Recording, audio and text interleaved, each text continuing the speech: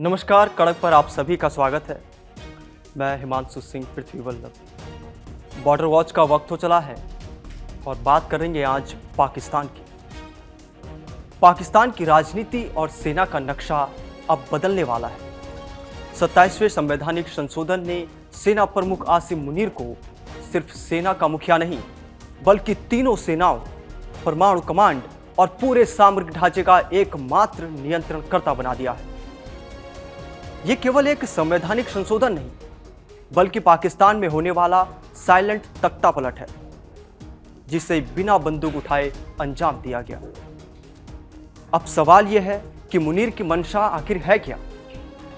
क्या यह कदम पाकिस्तान को भारत के खिलाफ अगली जंग में परमाणु और लंबी दूरी की मिसाइल हमलों की तैयारी की ओर ले जाएगा? मई 2025 में भारत के साथ हुए 4 दिवसीय संघर्ष ने पाकिस्तान की सैन्य क्षमताओं को उनकी पोल खोल दी। भारत के हमलों के सामने पाकिस्तान पूरी तरह असफल साबित हुआ। यही विफलता आसिम मुनीर के लिए एक सुनहरा अवसर बन गई। एक संवैधानिक संशोधन के तहत अब चीफ ऑफ डिफेंस फोर्सेस यानी सीडीएफ का पद बनाया गया है, जिसने पहले मौजूद chairman joint chiefs of staff committee यानी CJCSC के पद को पूरी तरह खत्म कर दिया। इसका मतलब साफ है, अब तीनों सेनाओं का नियंत्रण, सामरिक योजना, रॉकेट फोर्स और परमाणु कमांड सीधे मुनीर के हाथों में होगा। यह बदलाव केवल शक्ति के केंद्रीकरण तक सीमित नहीं है। नेशनल स्ट्रेटेजिक कमांड यानी NSC के नए ढांचे में पहले CJCSC यानी chairman joint chief of staff committee के पास जो न्यूक्लियर मैनेजर का नियंत्रण था, वो अब सीधे आसिम मुनीर के हाथों में आ गया है। तो अब जो प्रधानमंत्री हैं वो केवल CDF की सिफारिश पर ही NSC के प्रमुख की नियुक्ति करेंगे, यानी देश की परमाणु संपत्तियों पर अब एक ही व्यक्ति का नियंत्रण होगा और उस व्यक्ति का नाम है आसिम मुनीर।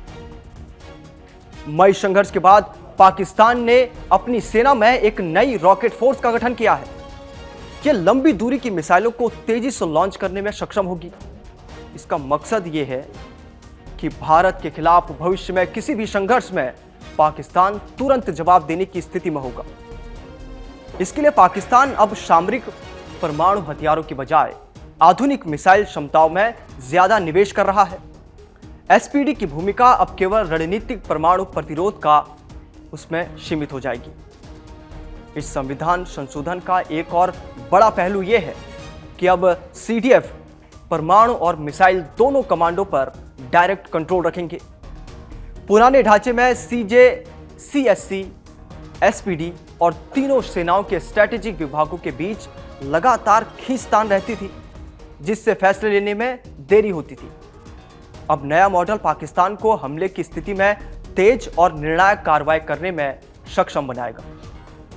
सिर्फ सैन्य नहीं, बल्कि यह संशोधन पाकिस्तान की राजनीतिक संरचना को भी बदल रहा है।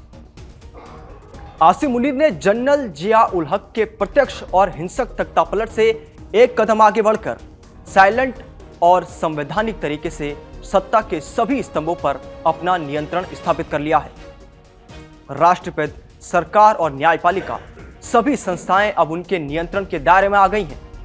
फील्ड मार्शल मुनीर की आजीवन विशेषाधिकार, कानूनी संरक्षण और हटाने की प्रक्रिया में राष्ट्रपति जैसी सुविधा मुनीर को मिल गई है। इतिहास में झांकें तो पता चलता है कि ऐसा कदम पाकिस्तान में पहले कभी नहीं हुआ। 1971 के युद्ध के बाद जब जुल्फिकार अली भुट्टो ने सेना को नियंत्रण में लाने की कोशिश की, तब joint chiefs of staff committee का गठन हुआ था, लेकिन उस समय यह पद कभी पूर्ण रूप से सक्रिय नहीं हुआ और 1977 में जिया उल हक ने सत्ता हथियाने में कोई हिचकिचाहट नहीं दिखाई। आसिम मुनीर ने इसी इतिहास से सबक लिया है, लेकिन जिया से भी एक कदम आगे बढ़कर उन्होंने सीधे संवैधानिक संशोधन के जरिए सत्ता का पूरा तंत्र अपने हाथ में ले लिया है। पाकिस्तान में वर्तमान राजनीतिक माहौल भी मुनीर के लिए अनुकूल है। पूर्व प्रधानमंत्री और PTI चीफ इमरान खान अभी जेल में हैं। कोई संगठित राजनीतिक विरोध संभव नहीं है। शहबाज शरीफ सरकार की कमजोरी सेना पर निर्भर है। यही स्थिति मुनीर को बिना किसी प्रतिरोध के सत्ता मजबूत करने का मौका देती है। विरोध केवल सड़कों पर या पश्चिमी पाकिस्तान में सीमित विद्रोह तक सीमित रह सकता है। यह संवैधानिक बदलाव सिर्फ आंतरिक शक्ति केंद्रण तक नहीं है, यह पाकिस्तान की अंतर्राष्ट्रीय सुरक्षा प्रतिबद्धताओं को भी प्रभावित करता है। अमेरिका, चीन और खाड़ी देश अब पाकिस्तान के नए ढांचे में सीडीएफ की ओर सीधे संपर्क करेंगे। यह उन्हें अंतर्राष्ट्रीय स्तर पर समर्थन पाने में भी सक्षम बनाता है। अनुमान है कि मुनीर अमेरिका, विशेषकर ट्रंप प्रशासन से समर्थन की उम्मीद कर रहे हैं। भारत के लिए यह स्थिति काफी चिंताजनक है। पाकिस्तान का यह नया ढांचा लंबी दूरी की मिसाइल, पारंपरिक रॉकेट फोर्स और हवाई शक्ति पर तेजी से निवेश करने की दिशा में यह इशारा करता है। मतलब साफ है, यदि भारत पाकिस्तान के बीच कोई अगली जंग हुई तो पाकिस्तान सीधे और तुरंत हमले की स्थिति में होगा। आखिरकार आसिम मुनीर ने यह साबित कर दिया है कि संवैधानिक मार्ग भी तख्ता पलट का मार्ग बन सकता है। यह केवल पाकिस्तान में शक्ति संतुलन बदलने वाला कदम नहीं है, बल्कि पूरी क्षेत्रीय सुरक्षा पर असर डालने वाला एक खतरनाक मोड़ है। भारत के पड़ोस में यह घटनाक्रम सिर्फ पाकिस्तान की आंतरिक राजनीति का विषय नहीं रह गया, बल्कि यह क्षेत्रीय रणनीतिक संतुलन के लिए भी एक चेतावनी बन गया है। आज जब आसिम मुनीर के हाथ में पूरा सैन्य और परमाणु तंत्र है, तो पाकिस्तान सिर्फ अपने भीतर के विरोध को नियंत्रित करने में सक्षम नहीं है, बल्कि अंतर्राष्ट्रीय परिदृश्य में भी अपनी स्थिति मजबूत करने के लिए भी तैयार है। यही वजह है कि इस संवैधानिक संशोधन को केवल एक कानूनी कदम नहीं, बल्कि सुरक्षा और शक्ति का एक बड़ा गेम चेंजर कहा जा रहा है।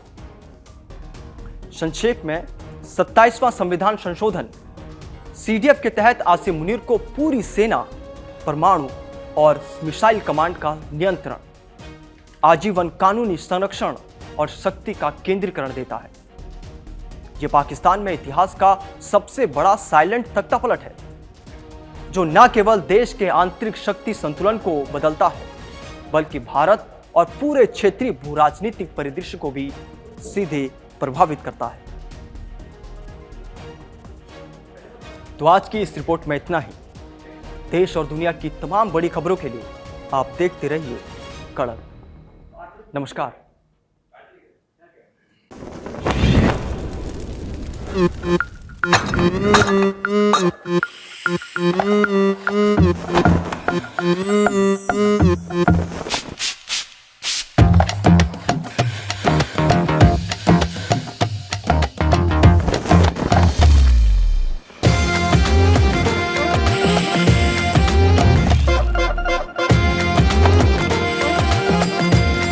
ये कड़क है।